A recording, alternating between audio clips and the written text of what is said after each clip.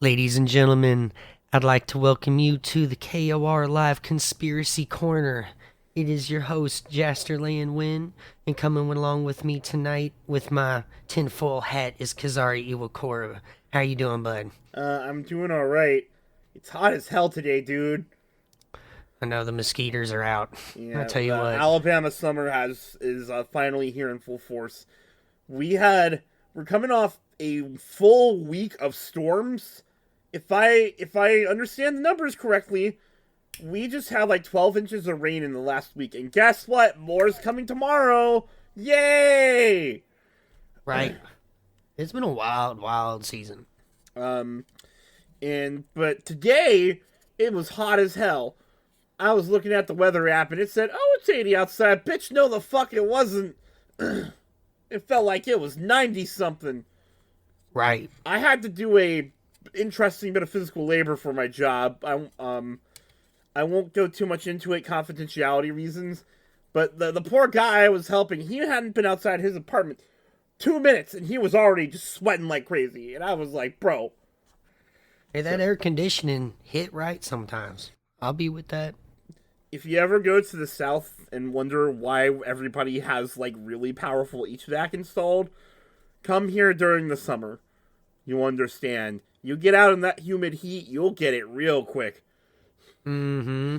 So, Oh, dude, I remember going down to Georgia, my grandparents in the summertime, and oh my God, I was like, Kentucky kind of is a lowland, right? So we get mm, humid. Ohio Valley can get kind of muggy and kind of crappy, but we ain't got skaters like that. no. Like you can spray them with off, and they just look at you. Yeah, no. They're like, "What is this?" Bama and Georgia mosquitoes are some shit. Uh, so, but you know what? We have we pulled the boat up here to a rest to just kind of rest. Don't really have a particular spot here we're at tonight. Just we're here to talk about Sasquatch and how they relate to caves. Right. Like we wanted to have a little different conversation tonight because like there's not a lot of people out there that really talk about the way people think about Bigfoot in the Bigfoot research world. Like you got to go through and talk to all these different kinds of people or you might get snapshots of it during different documentaries, but no one really has anything concrete together all in the same spot. And there are plenty of different Bigfoot quote unquote conspiracies out there, which I'd like to call them that, but really they're just educated guesses to try to explain the phenomenon. So maybe conspiracy theory isn't the right word, but it definitely is catchy. So we're just going to roll with it. Now, Yeah. the idea of the show, though, Mm-hmm. is to try and explain this to the layman, right? Yeah. Like, we've lived this life, right? We've done plenty of Bigfoot research. We love the topic and everything.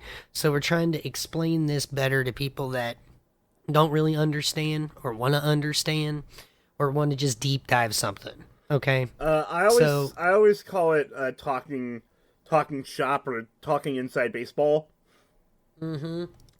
because like I can sit down with Jaster and I can immediately be like, so hey, you know, here's a Gugway sighting I found, and meanwhile, somebody else, like say Caden, who hasn't been on the show in forever, will be like, what the fuck is a Gugway? Mm-hmm. So, we usually have to do a big backstory. Mm-hmm.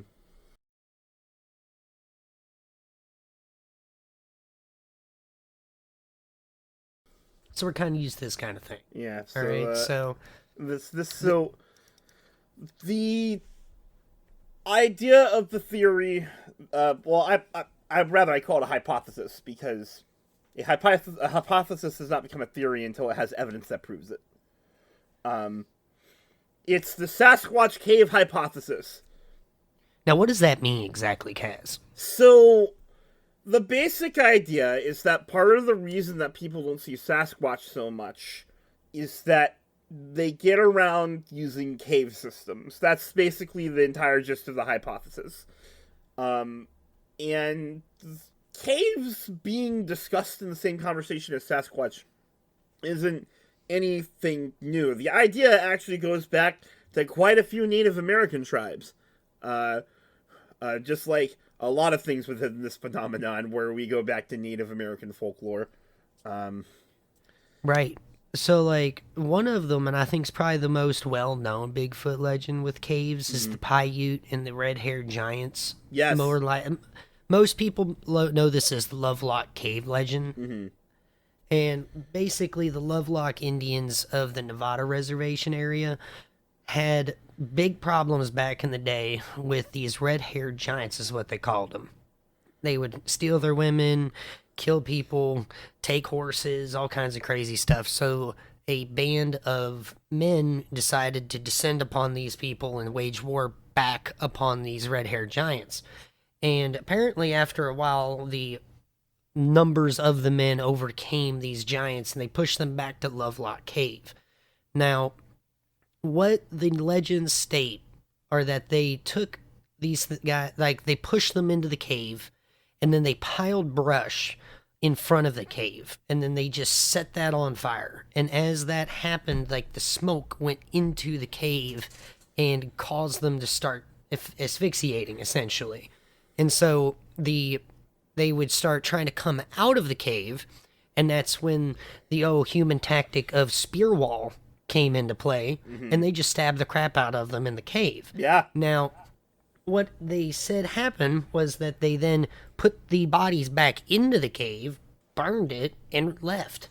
Now, that sounds like a crazy story, right? Well, archaeologists went to Lovelock Cave and they had seen, at the very least, evidence of a struggle at the cave. That pretty much lines up with the story. Now, I'm not entirely sure about the bones and the verification of the bones that was discovered in Lovelock Cave. I'm pretty sure there were bones that were discovered in Lovelock Cave. I just don't know off the top of my head it's worth the exact noting, veracity though, of it. That what they found doesn't necessarily prove the legend. It just denotes that there was a struggle there. For all we know, that this could have been, a tale of a struggle with another tribe that just got, eventually through word of mouth or, the game of telephone became about red-haired giants or whatever. Mm-hmm. And there's even a fringe theory in, I think, paleontology that this might even be a Norse people that might have came before, like Christopher Columbus and the Spanish and everything and everybody else, which we do know that the Norse had first contact with the Native Americans before any modern, or at the time, modern colonial power even made it over here. By a couple hundred years, I'm pretty sure. So it's possible that that also might have been a part of that. We don't know how far, if they did have an expedition into the United States, exactly how far that it went. But we do have quite a bit of evidence to support that there were Norse parties within the United States prior to Columbus. So, but that's not the only tribe that really has something regarding caves and big hairy things residing in them either. Like, it's pretty common that they either used caves or lived in them. But also, like, here, Kaz, we got another one, don't we? Yeah, we do. Like the, we have another which tribe. ones? Yeah, the Miwok? Mm-hmm. I think that's how you pronounce it. Forgive our clumsy white man tongues. We'll put the spelling down there on the screen. Da-da-da-da-da. We got some of that new editing power, baby. So, more or less, these things were known for stealing their children and taking them off into a particular cave system. Now, like, not entirely sure exactly how far that went. Like, do they have people going in there and all that other kind of stuff? I kind of just made sure I had the bases covered as far as making sure that we had specific, like, tribes with specific stories, ones that we knew about at least a little bit. However, the part that really gets it going here is this continuous connection between Bigfoot and the people of the land in the United States. Like, it doesn't matter how far back in time you go. whether it's hunters, trappers, farmers in modern times, or loggers, or going back hundreds of years, the people that lived here, the Native American tribes that lived out in the wilderness. Everybody has something to do with Sasquatch when you're out there that far. Yeah. Or that close to nature, or in this case, caves. You know what I mean? Which, like, why would you even really want to be using it as a cave, right? Because, like, I do kind of understand, like, that would have to be a pretty big cave for something of its size to utilize, you know what I mean? And then they're also competing with bears, mountain lions, wolves, other kind of predators that also utilize caves. And the problem is whoever is getting there first may have a problem. Like, I would say a bear in a cave is a problem to anything on that walks this planet that doesn't have a firearm. And for a lot of people, probably even then. Yeah. So, why would you want to use it as a habitat, right? Well, we have some Bigfoot structures reported, like TP-like structures, other kind of things that may or may not be used as, like, suitable shelter. There are people that have seen, like, bedding areas more akin to gorillas, where it looks like they've just laid down in big patches of grass and that kind of stuff. But if it is raining, or if you are trying to hide from something, a cave system is the perfect thing for somebody that's not trying to build something. Exactly. Or doesn't have time to. Exactly. It's basically free shelter. Once you get away from the mouth of the cave, it gets a lot cooler as they're going in. You know, plus there's the fact that, like, there's stuff you can scavenge in a cave. Moss. Oh, yeah. Mushrooms. You know, if you're lucky, and there's some water systems, fish. There's really rich mineral water in there. Now, I don't really recommend people trying to, like, hide out and utilize these as, like, a sustainable resource, because, like, these ecosystems are really fragile. Yeah. Like, I mean, in everybody's prepper fantasy, a cave's usually involved in some way, shape, or form. Just be very careful. You know what I mean? Do your research. There's definitely ups and downs to it.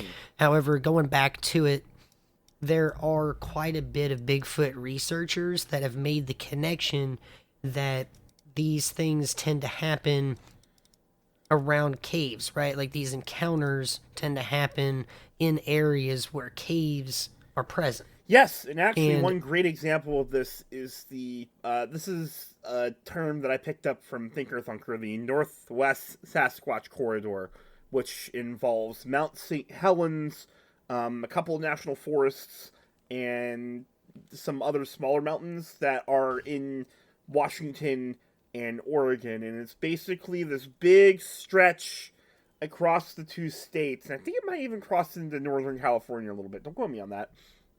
That it might. He speculates is used as a seasonal highway, more or less, because when you look at the data, there's a lot of them concentrated in this area, and we'll make a future video on that where we kind of expound on that idea.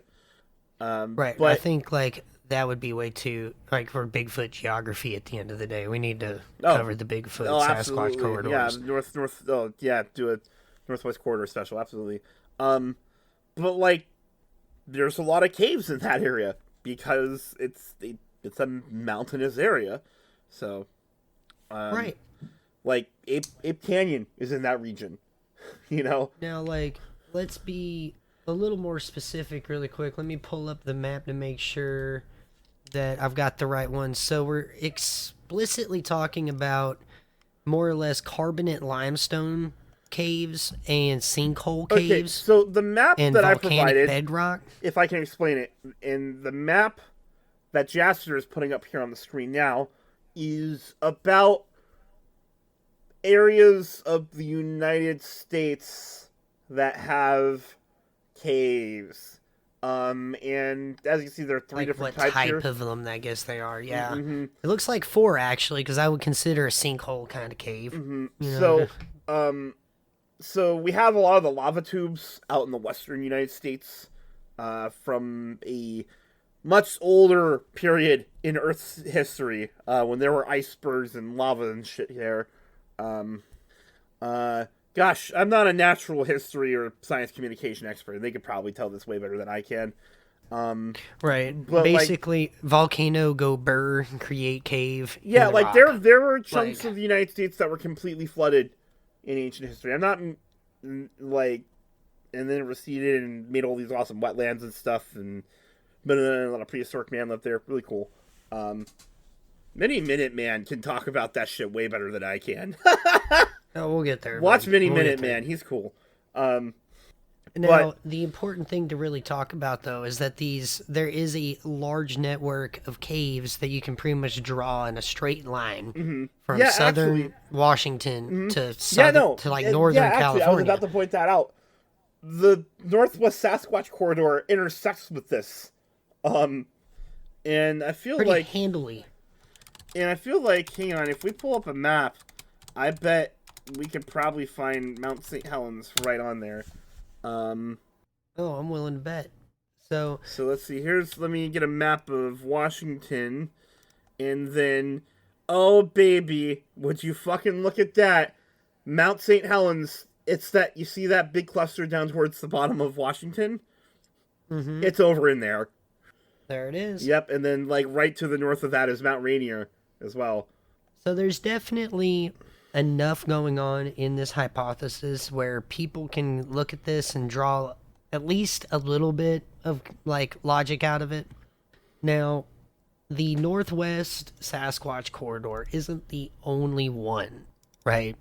The big thing that I kind of want to talk about is that there seems to be another corridor that people know a little bit less, but this might explain things a little bit for us Midwestern folks out here. So, what looks like biographical data is that there seems to be a corridor. Geographical. You said biographical. Oh, my bad. Whoops. Don't know what I'm talking about. So, we got a corridor that spans from the Great Lakes region all the way down into the Deep South, okay? Where you can see a pretty clear line of hotspot activity that runs that entire part of the United States. Now, this does intersect with the Appalachian Mountains a little bit, and let's be honest, if there's a place out here in this part of the world that's going to have something like this, I would vote on the Appalachian Mountains. Yeah. Or the Smokies.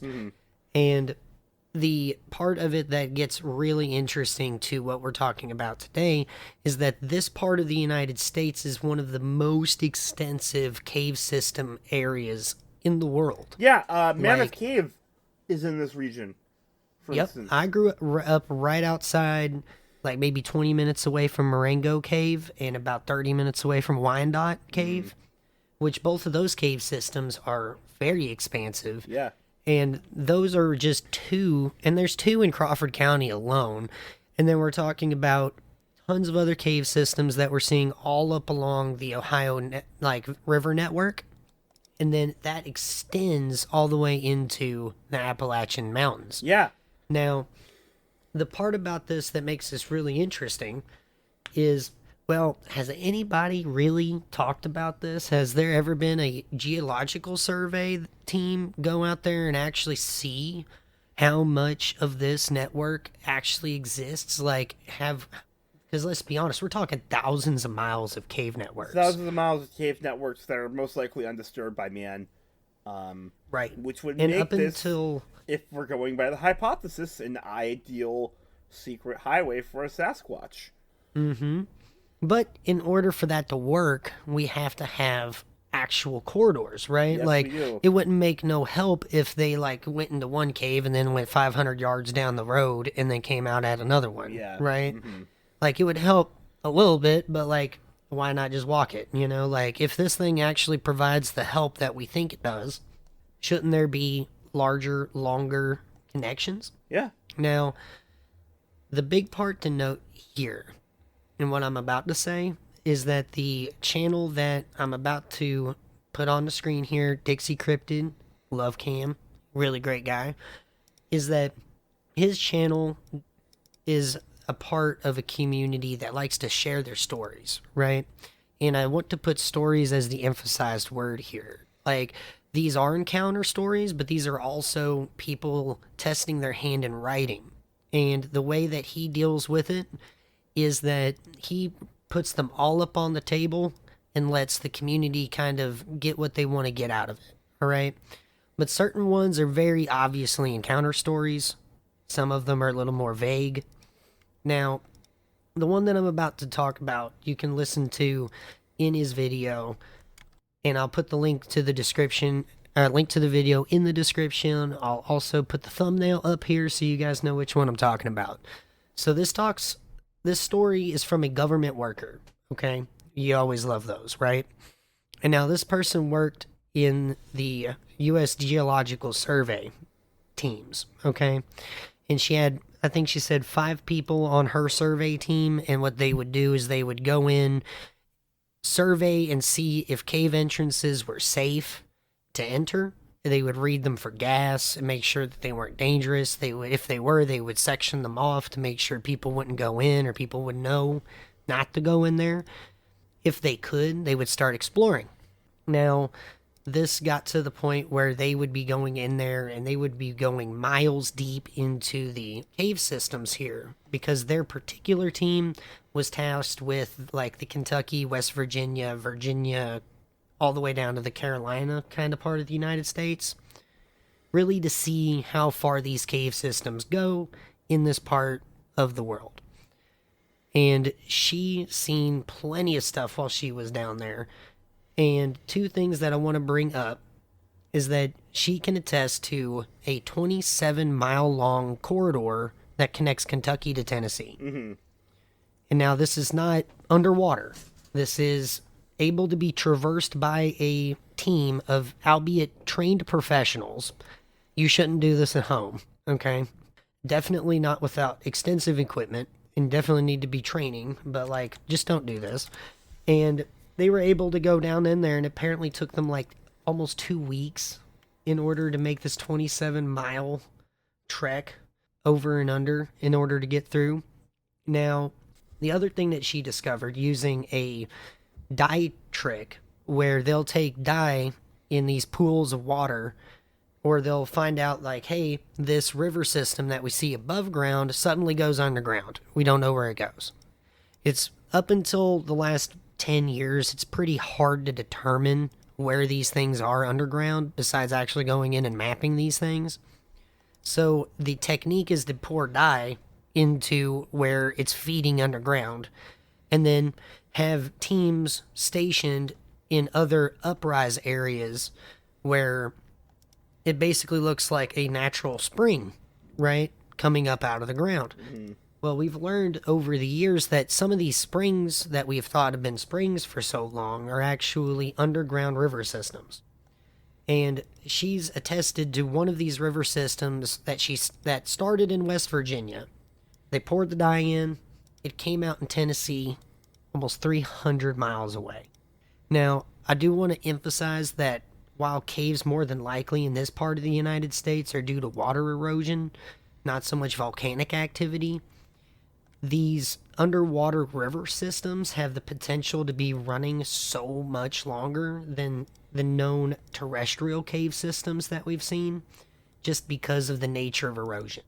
Now, she ends up having her own experience with Bigfoot, but we'll let her tell her story over there. Let Cam tell the story over there. Mm-hmm. The big thing that we do want to talk about, though, is that this is a government geological survey worker attesting to having weird phenomenon happening on the job, underground.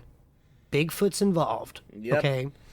And if you're a long-time listener, you know we love sources like that. We love sources like government workers, soldiers, police officers, people who have no reason to make something up. We love them. We think they're great. Exactly. Like, we do think that the whistleblow is going to be the end-all, be-all outside of a body. Because we think a body has been collected, honestly. Like, we'll have further episodes of the Conspiracy Corner here. Yeah, where we absolutely. go into our thoughts. Yeah. On the whole topic. There's all sorts of corners, like, far corners we can, like, poke the dust of. And like talk about. I think this is going to be a really cool sideshow. Oh, absolutely. I really do. So, with that, I want to kind of get into the maps part of this whole thing, because that's where this stuff is really kind of cool, right? Like, when you start getting into this part of it, like where you can see it with your own two eyes and you don't have to rely on how people may or may not be lying to you, like, that's where things start to kind of line up. Mm-hmm.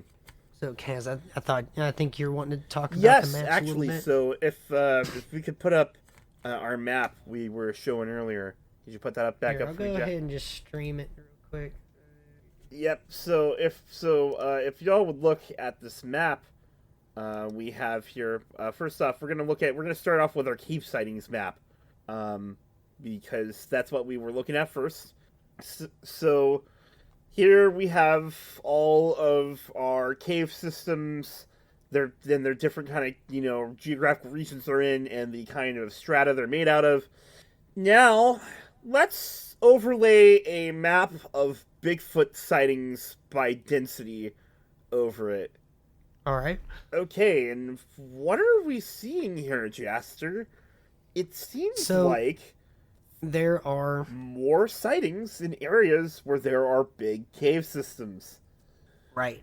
Now, one thing that kind of doesn't rely so much on what we just said, but I still want to explain this as part of the phenomenon as well, because this can be explained, is that you see there's a huge hotspot in like the southwestern part of Pennsylvania.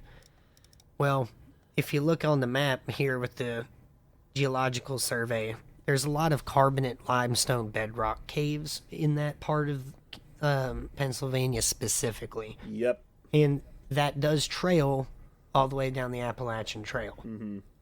Ooh, love how I did that. Yeah. So that's not really it either, right? Yeah. So we have another map here. So we got that map. We got the Bigfoot map right here. Mm-hmm. We got the one that is a more modern rendition. We're going to put this up on the side or put this up separately because this one doesn't really... I think it needs to kind of speak on its own a little bit. This one I think is a bit more information dense, truth be told. Exactly. So this one's a more modern rendition of all the other maps that we've kind of got on Bigfoot. Now, it is important to note that while in the early days in the 90s and onwards of people actually collecting Bigfoot report databases like the BFRO and NAWAC and others, they don't really have the resources, time, or anything to really make a comprehensive map. I think the BFRO did, but I know they have an outdated website and everything else, so it's not really that easy for people nowadays to really navigate that site. But there is something out there called the Bigfoot Mapping Project, and that's what we got on board right here. Yep. Now, these guys actually took all of the databases and, to the best of their ability, compiled them all into one comprehensive map that you can actually get on ArcGIS. Now, we've actually talked about this map before. However, we didn't really understand what was going on because it was a really early version, and this is a lot more put together, right? Yeah. And you can see right here on this map that the cave systems theory also is supported by modern data, not just population density data that we don't really have a particular date for, I don't think. Like, let me look at this again. Like, I would say it's at least 2020 or 2019 because they do have point locations up until 2019 on this map. Yeah. This one, however, is 2025. Mm-hmm. So this one does kind of line up with what they're saying. Now, like, I don't really know too much about Florida. Oh, yeah, there's tons of it down there, too. I was like, yeah. What's funny about this is, like, every time I'm like, oh, let me check this hotspot right here and see if this is lining up. I'm like, oh, look over at freaking Texas, okay? Like, Texas has got one, albeit, like, their hotspot is the one spot in Texas that doesn't have caves. They're kind of the outlier in this theory. However, not everything's going to be 100% in this hypothesis. Like, I do believe there is a good amount of more temperate wooded area in that location of Texas. Yeah, no, that's... like, yeah, I think that would make a little more sense. Yeah, because there's lots of swamps over in that region, so... I would go I there, will say, too. I'm still very surprised by how much of this data lines up with the map chart, like the cave chart that we have. Yeah, it's kind of scary because, like, when you're starting to look at it, maybe this isn't so much of a hypothesis. You know, like, we're kind of talking about, do you really believe that story of that government worker that while she was on the job, she had an encounter, albeit a pretty frightening one? Yes. Like I said, we'll let you listen to that on your own. They went through quite an ordeal. With that, I kind of want to bring up something else. Now, the next step that people usually take when they're in this line of thought or in this, like, these section of communities in the internet is the missing 411 phenomenon. Yes. Right? Now, we've never really talked about the missing 411 phenomenon. Mainly because we directly. find it to be a really heavy topic. And, well, I wouldn't say the tone of our show is, like, it's super lighthearted. We try not to lean too far into, like, depressing stuff, just because... Right, we're aware that we're about talking about a big monkey in the woods. Yeah. Okay? And... like, for all intents and purposes, y'all, like, yeah, we talk about some weird encounters, we talk about some violent ones, we talk about some scary ones, but, like, let's be honest, you're dealing with an 8 to 10 foot monkey in the woods, like that's probably going to be a little weird. This is a show where we laughed about an account where a guy was horny for a female Bigfoot. Like, this is... Right. We'll bring it all to you. Yeah, and... we do want to make sure, though, that there are some... as kind of out there and ridiculous as this, I don't think it belongs in the same conversation as talking about real missing people and trying to determine any kind of pattern between it or anything like that, because, like, that's an actual forensic conversation. Again, this involves real people who have gone missing and are probably most likely dead. You know, and while David Paulides does kind of lean into some fringe theories in it as possibilities, it's harder to explain that way. I think there's some really good... He's the expert, and he has part and parcel to kind of talk about these two topics hand in hand with each other. Mm-hmm. Now, like, I do also want to point out that there are some really good channels out there that have been doing a lot of investigative journalism and research into the individual cases surrounding the topic. And there have been a lot of breakthroughs in how people have looked at these cases and bringing, like, some answers or potentially bringing people in and solving cases, right? But there, even with all of that filtered through, there are even still cases, now albeit a handful, where even these really good channels like Lore Lodge or Missing Enigma that do really great historical work or investigative journalism or even detective work at this point when talking about Missing Enigma, because he goes crazy on it. Like, he talks to so many police departments. He's basically a freaking criminal investigator, PI at this point. He really is. So, but anyways, what we're trying to say is... even these guys have found cases they can't explain. Right? And so that does kind of let people think, well, like, what? Maybe. And maybe Bigfoot, right? Or maybe something else happened to them. Who knows? Well, we will bring it up because David Paulides did put together a map. However, this was something we were also kind of shocked by when we compared it to our map of our cave systems. It doesn't line up as much. Like, it does, kind of. Like, I would say a little bit more so on the West Coast than on the East Coast. The West Coast portion of this lines up 1-to-1 with the Northwest Corridor. What kind of gets me about it, and, like, I think the point that might be a little bit more easy to understand, a little easier to explain, is I think this has more to do with bodies of water and the connection that they've made to those cases. Yes. In, like, the fact that so many of them happen to bodies of water. Yeah. And a lot of these cave systems are made by, what? Water erosion. Yeah. So you're going to have water in rivers and all of that connected to cave systems all across the United States as well. Now, it does bring up an important topic that is worth considering, though, which is to say, practicing safety when exploring national parks and caves. Absolutely. That's the big part. Staying on marked trails, staying in your guide, you know, not Bring a buddy. yeah, bring a buddy. Bring a buddy. You know, have some form of navigation that will work off the grid. You know, all that good A sat phone or a personal locator beacon. A lot of those are a lot cheaper nowadays than what they used to be. Exactly. Now, if you are the gonna big be thing- like we always stress, if you're gonna be doing any kind of field research, because me and Jaster are admittedly we're armchair researchers, we always have been. But if you're gonna put your boots on the ground, prepare yourself appropriately, because we don't want anybody who does decide to get out there and look for it to get lost because they were ill prepared.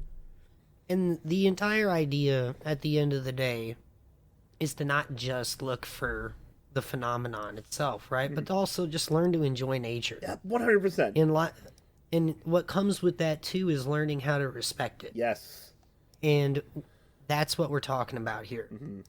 And one thing I do want to bring up as a personal safety note is that there are law enforcement personnel out there and park rangers that do believe, and I'm not saying all of them do, but plenty of them are saying, like, girls don't go alone. Like, at all. Like, don't even do it. Like, it's not a good time to do it. And there's plenty of reasons for that. Like, we've got plenty of weirdos out there doing stuff and being all crazy. But we've also got another issue that is a little bit, I don't want to make this a politically charged argument. I just want to make this just as flat as we can. Yes. Okay? But there's a growing issue with cartels in the national parks. And that is something that has been mirrored by law enforcement and has been mirrored by people. And we've already got an issue in the U.S. with pot growers, right out in the middle of nowhere. You know what I mean? So, like, just be very wary about what you're doing, your surroundings, and knowing when's a good time to let your feelings kind of get a hold of you and let you go back. Listen, man, you know? if your gut instinct is hollering at you, you should listen to it. If it smells, Absolutely. hit the bricks and get out of there. Mm-hmm. Don't be the person in the horror movie who kept going after they were given obvious signs they should have left and then get killed by the spooky monster, you know? Because it might not be one. It might just be a bunch of dudes trying to protect their shit. It might be something weird. Who knows? But, like, there is a certain amount of personal safety that needs to be exercised, especially in today's climate. Yes. And that does need to be acknowledged. Yes. So, with that, guys, like, we wanted to kind of bring this to a more serious, grounded, down-to-earth topic. Like, if you bring anything away from this video, just make sure that you're being careful when you're out here exploring our national parks and when you're out here looking for the phenomenon itself. Like, there's more going on than just what we're out here looking for. And this is a whole place out here that doesn't care about modern society or civilization's rules because it's got its own. And you need to prepare accordingly. And so we just wanted to make sure that the main message is be safe out there. There is equipment and resources for you to use in order to make sure that your time out there is safe and enjoyable. Absolutely. And make sure you bring a buddy. Yeah. Like, if anything, you get to share it, what you're doing, with somebody else, which is always a great thing as well. But with that, guys, we're going to end this episode, our first episode of Conspiracy Corner. Yeah. And we hope y'all have a great time. And if you made it all the way to the end, might drop us a subscribe. That always helps. And y'all have a blessed night. Bye-bye. Bye-bye.